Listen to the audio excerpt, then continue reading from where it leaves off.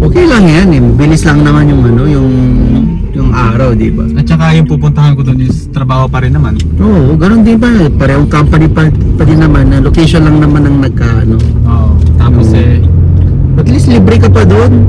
Food and lodging, ano pang gusto mo? lahat libre naman. Kaya thankful pa din. Ang malaga, may trabaho pa din. At saka Diba? kahit saan man ako i-transfer, Canada pa rin. Huwag lang yung bibigyan ka ng ticket pabalik ng Pilipinas. Yun ang ano doon. Yun yung masakit. Oh my guys, Ano masasabi mo? sarap. Kumusta po kayo lahat? Welcome back po sa aking YouTube channel, Jason Rado. Na-inspired na naman siya, oh. Medyo na busy lang ng mga nakaraang buwan kaya hindi na nakapag-upload ng mga videos. Andito nga pala kami sa ano to? Soto. Soto. Ayan. Soto. Shoutout. dahil alam namin kung gaano kahirap ang dito ka sa Canada. So, dito binilan namin si Tol Irvin ng kasi naghihirap na rin siya. Naghihirap. Naghihirap daw ka makita. Inaalalayan na lang namin siya, guys.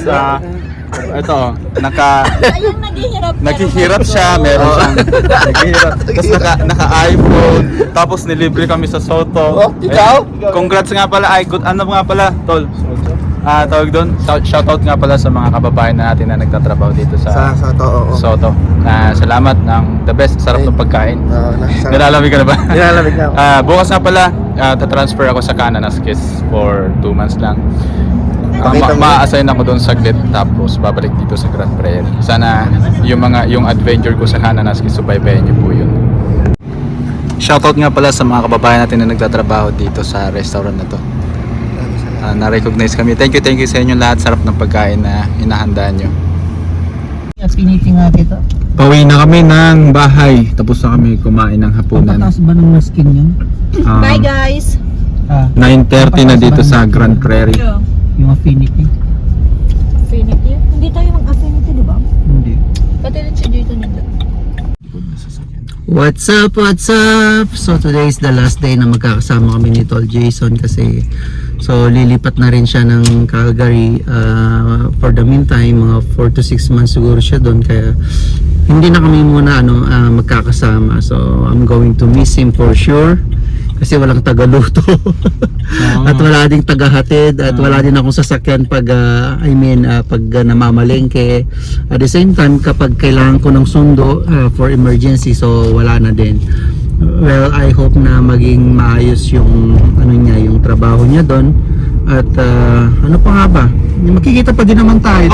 Babalik at babalik. Babalik at babalik. Pag hindi mo nagustuhan, di balik ka uli dito sa sa Grand Prairie pagtapos Nasa akin pa rin yung decision. Oo.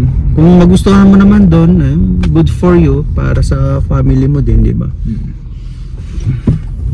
Sigurado mamimiss mo din dito sa Grand Prairie lalo na nasanay ka na sa trabaho dito pagka sa pagpapatrol mo din. Kaya mo sila magkagulo-gulo sa patrol nila ngayon. Ganun din naman ang patrol din doon. Kaya lang iba na yung environment. Yan ang kinagandahan ng ng walang class 5 na lisensya kasi out of the picture ka di ba? Isa sa mga option yung pangalan ko pero dahil wala nga ako lisensya, Sorry ka. sorry sila. Sorry. Ako yung naputukan.